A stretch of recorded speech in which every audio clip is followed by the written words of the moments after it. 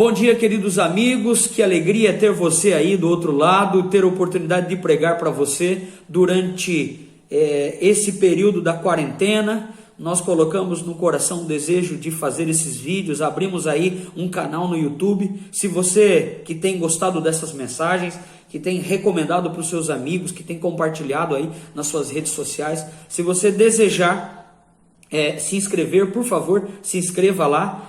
Pastor Edival Santos, PR Edival Santos. Eu abri esse canal para que a gente possa subir os vídeos e você possa ser notificado. Então ative aí o sino, aquele sininho ali do YouTube, para você ser avisado quando subir os vídeos. Eu preparei aqui vou preparar 5 vídeos, Esse é o primeiro. E este tema muito bonito que será pregado nestes 5 faz parte de uma série de 5 temas que tem que ver com aliança com Deus. Nós conheceremos ou vamos relembrar a história dos personagens bíblicos e conhecer ali verdades, lições que farão a diferença na nossa vida e abençoarão a nossa vida, com certeza. Eu começo com Noé, depois Abraão, Jacó, que se torna Israel, Moisés e Josué. São 5 temas fantásticos que com certeza Deus falará ao seu coração e será uma bênção para a sua vida. Portanto, se você tem o desejo de compartilhar, compartilhe esse vídeo, vai ser uma bênção para você. Lembrando, estamos num momento único na história desse mundo, um momento inesperado por todos nós, uma situação de prisão domiciliar, Somos obrigados a ficar em casa, esse é o conselho, e aqui fica o meu conselho para você. Fique em casa, se você pode, se você tem que trabalhar, sair, cuide, tome todos os cuidados devidos aí, que está sendo dito pelas nossas autoridades, e vamos cuidar da nossa imunidade, para que possamos estar firmes e resistentes contra esse terrível vírus, e logo isso vai passar em nome de Jesus, e nós teremos a oportunidade de estar nas nossas igrejas, louvando a Deus na beleza da sua santidade. Amém? Fica aí a dica. Tenho orado pelos profissionais de saúde, pelos profissionais aí que cuidam da segurança do nosso país, que Deus os abençoe, viu? Tenho intercedido pelos nossos médicos, pelos nossos cientistas, que têm buscado aí sugestões, curas, pesquisado, que Deus abençoe você. E de repente estou falando para alguém que vai iniciar um plantão em uma situação caótica. Olha, que Deus, por favor, tome todos os cuidados e que Deus fortaleça você, a sua vida, a sua saúde. Você é muito importante para Deus e que Deus o abençoe. Muito bem, quero convidá-lo nesse momento a abrir a Bíblia comigo no livro de Gênesis, capítulo 6. O Gênesis, capítulo 6, nós iremos considerar alguns textos aqui e eu quero começar com o verso 1. A palavra de Deus em Gênesis, capítulo 6, diz-nos que, como foram se multiplicando os homens na terra, lhe nasceram filhas e filhos. Vendo Deus que os filhos dos homens possuíram, os filhos de Deus possuíram as filhas dos homens e buscaram aquelas que mais agradavam os olhos, as mais formosas, tomaram para si como esposas. E possuíram essas mulheres, tiveram filhas e filhos.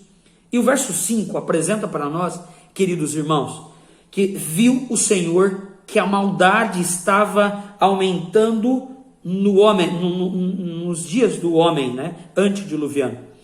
Impressionante que a Bíblia é muito econômica quanto à vida dos antediluvianos.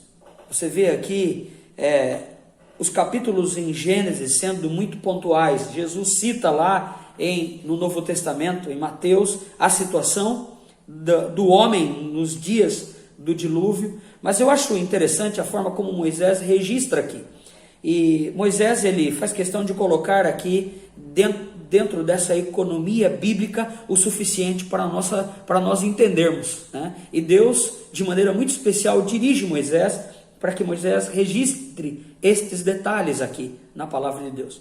E você vê, amados irmãos, que a maldade ela se multiplicava no coração do homem. O homem, ele se sentia autossuficiente em um clima agradável, O pecado estava em processo de avanço aqui na natureza, na vida do homem, mas o homem ainda tinha uma comodidade em ter uma natureza regular, em clima muito próprio, um acordo bíblico e dos comentaristas bíblicos, e pelo que entendemos aqui na Bíblia, que era um contexto gostoso de clima. O homem não conhecia tempestades, o homem não conhecia as pragas que estamos vivendo, o homem não vivia epidemias, pandemias, como estamos vivendo, né? A natureza era muito boa, muito própria, e o homem estava acostumado com tudo aquilo, e ao se acostumar com tudo que cercava, ele se sentia bem.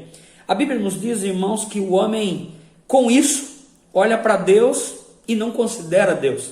E Deus, então, do céu, olha para o homem e vê que a maldade se multiplicava no coração do homem, porque o homem distante de Deus, ele se entrega às paixões, né? Se entrega aos prazeres, se entrega à comodidade que está à sua volta, e ele não se lembra de Deus. Então Deus, no verso 6, se arrepende de ter feito o homem, e Deus diz: olha, vou fazer desaparecer da face da terra o homem que criei. E sabe, amados irmãos, no verso 7 aparece um personagem bíblico, no verso 9 aparece um personagem bíblico que marca a história do mundo.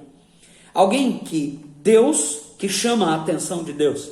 E este é Noé. E ele chama a atenção de Deus porque é visto na vida de Noé 3 condições. A primeira delas, mesmo estando em um contexto de perversidade, um contexto onde os homens eram continuamente maus, onde os homens estavam distantes de Deus, Noé, ele é justo, ele é íntegro, ele é reto, ele se desvia do mal, ele caminha com Deus.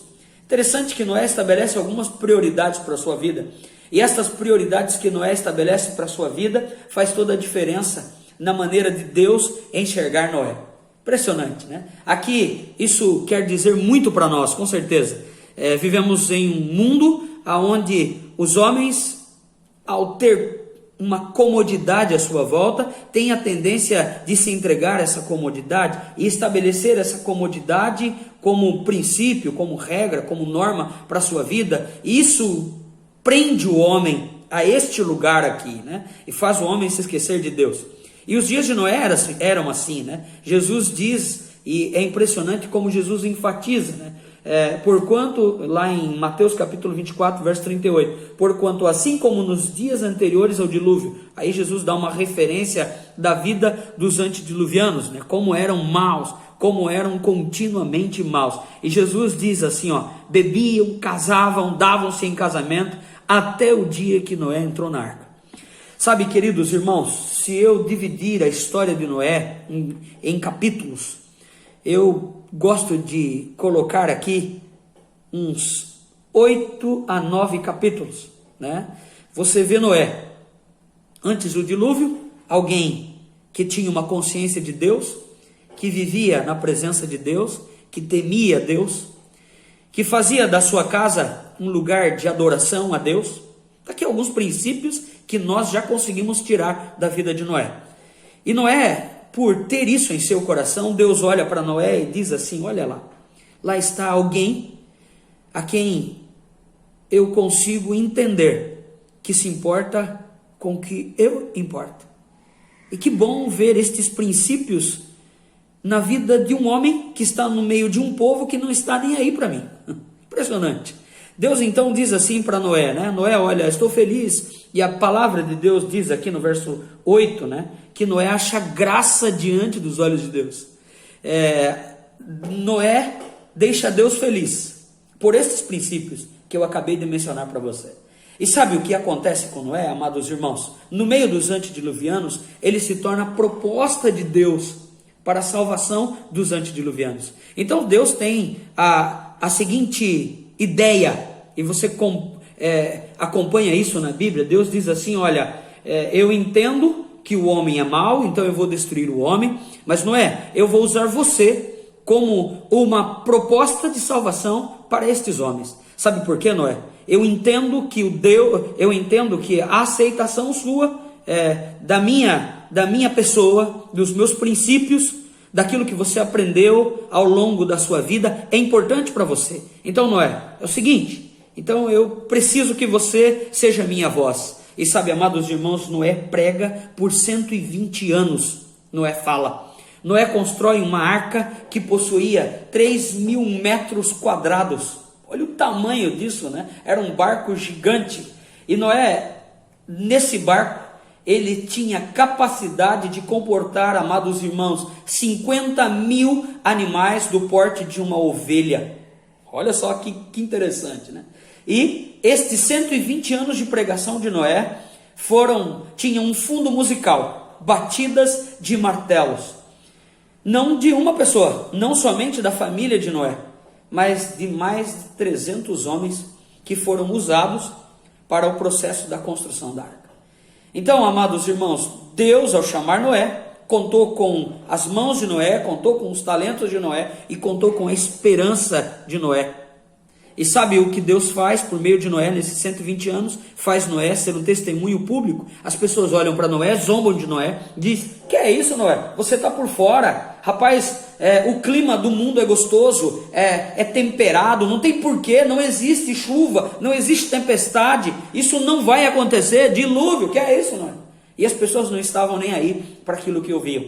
A mensagem de advertência de Noé apontava para o fim do mundo e o povo não estava nem aí para a mensagem do fim do mundo. E Jesus considera em Mateus, do texto que eu acabei de dizer para você, eles não estavam nem aí.